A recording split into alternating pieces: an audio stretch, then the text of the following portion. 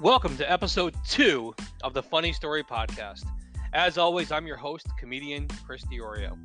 Today, we're bringing you a single story, but a great story of what it's like to grow up as an Italian American during the Sopranos era.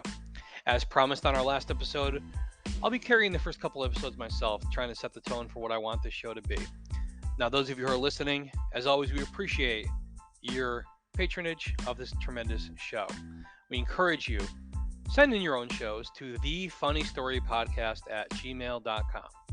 That's thefunnystorypodcast@gmail.com. And if we decide to put your story on an episode, you'll be notified and can tell your friends and family that you're part of a nationwide podcast performed by a real-life stand-up comedian, myself, Chris Diorio. So sit back, buckle in, and get ready for a hilarious story about growing up Italian during the Sopranos era. And please, don't forget to like, share, and subscribe.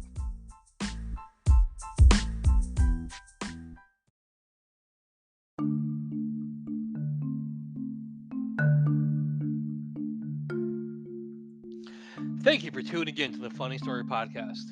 The first story today is entitled Being Italian American During the Sopranos Era. A very underrated time in my life is when The Sopranos first came out. And more importantly, getting to experience that as an Italian American who actually did grow up in an authentic Italian American neighborhood. Now see, The Sopranos was a huge hit and pretty much almost an overnight success. Also overnight, you found out that just about everyone you interacted with who could identify at least one drop of Italian blood in their DNA suddenly started identifying as being full-blooded Italian. People threw away their House of Pain shirts and their big fat Greek wedding DVDs, started slicking back their hair and wearing mostly unbuttoned short sleeve button-down shirts over white beaver or tank tops. It was nuts. Hazelnuts, to be exact. And the sad part is, you'd run into people that you could tell were just totally faking it. Like I went to my buddy's house, and this guy had blazing red hair. This guy was more Irish than mashed potatoes and domestic violence combined. I walked into his house, and we're hanging out, and he's doing his thing. He asks if I want some gabagool, and then hands me an unwrapped Slim Jim. The best part about this whole era, though, was those guys who were technically Italian, but didn't grow up in those traditional Italian-American families and traditions. So they were able to identify as being Italian, and had a little bit of blood to back it up, but didn't quite understand the culture. Like my family, we were Italian. We had Sunday dinners, we lived next door to our grandparents, we talked with our hands, the whole 9 yards. But my buddy came from one of those families that like changed their last name when they came over.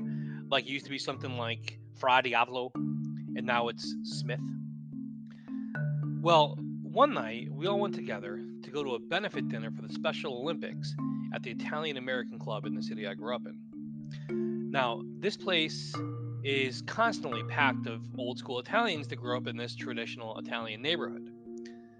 Now, being that this was an Italian American club, they also handed out all the free red wine you can drink as part of the admission.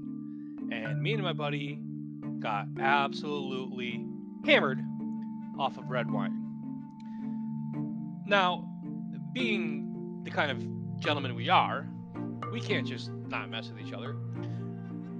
So we got my buddy here, and again, this is the guy who has the Italian heritage legally, but not culturally. And as soon as The Sopranos started, this was one of those guys who also took every opportunity he could to tell people just how Italian he was. And we caught him a couple times pretending that he had family members in the mafia. So we decided to mess with him. We point to a table of gentlemen in the restaurant who looked like a bunch of older Italian gentlemen that could have been in the mafia. Now, let me point out, I don't know these guys. They don't know me. I don't even know if they were Italian. But the best part is, my buddy did not know any of that information either. So we tell him, hey, we know those guys. Those are the guys you got to talk to. Because those guys, are connected. Now, the more red wine my buddy drinks, the ballsier he gets. and he's just eyeballing these guys the entire night in awe, believing that somehow he might be able to walk up to them and join the mafia tonight. Well, God shone his light upon us tonight, and we were granted with the opportunity to see the following. Later on, we're outside, and we see that same group of guys outside smoking cigars. Could not have been a better picture. The same guys who my buddy is now convinced are part of the mafia are out there in their jackets with cigars, gesturing with their hands, the whole 9 yards. Now, my buddy, in his drunken state, decides he thinks it's a good idea to wobble over to this group and start talking to them. Now, I need to give you a little background on my buddy. Not only did I fill you in already in the Italian American piece where he thought he was in the mafia, the whole 9 yards, well, also, my buddy's one of those guys who, when he drinks, the lights go out and his head starts bobbling like one of those cheap bobblehead dolls they give out at minor league ballparks. You can tell this guy's drunk from a mile away. Regardless, we still allowed him to stumble over there and start talking to these guys. Of course, we should have stopped him, but there was no way they were not going to let this happen. So my buddy starts wildly gesturing with his hands and talking in the most hilariously drunken Italian American accent I've ever heard in my entire life. He is saying words like "abagol" and he's saying macaroni and he's trying to sound, traditional Italian, but he's hammered to the point where I think these guys might have thought he was one of the honorees there for the Special Olympics dinner tonight. It was that bad. And he goes on and on and on. And finally, these guys, to their credit, gave him some time, but they had enough. So they go, "Hey, buddy, it's nice meeting you. We're going to go inside now." Being polite, they ask his name. Now, my buddy, his real name is Joe Frederick.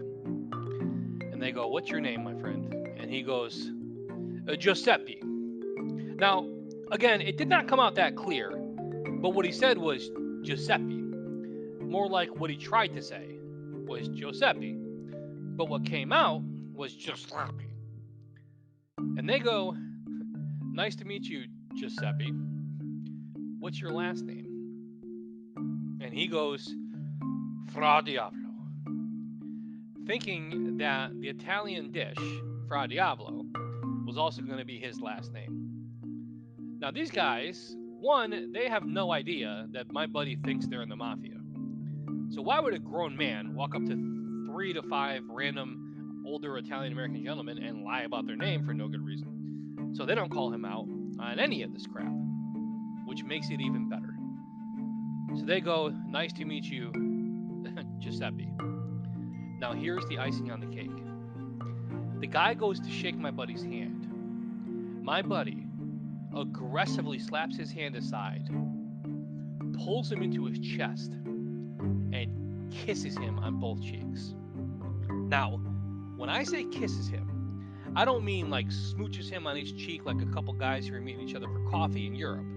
I mean like kisses him to a count of 3 on both cheeks. Just planted his lips on this poor guy's face. When he finally releases this poor old Italian man, I have never seen a man look more horrified and violated in my entire life. Not only was his face cracking us up, but then my body turns around and he has the biggest shit-eating grin on his face. I have never seen a man more satisfied in my entire life. He thinks he just made friends with the Italian mafia and that maybe they're just going to come back and make him, or whatever the hell he thought was going to happen. I laughed harder than I've ever laughed in my entire life. I laughed so hard my body took a screenshot. And I will never forget the look on this poor old Italian man's face. Now, of course, there's a moral to the story, and I want you to remember this.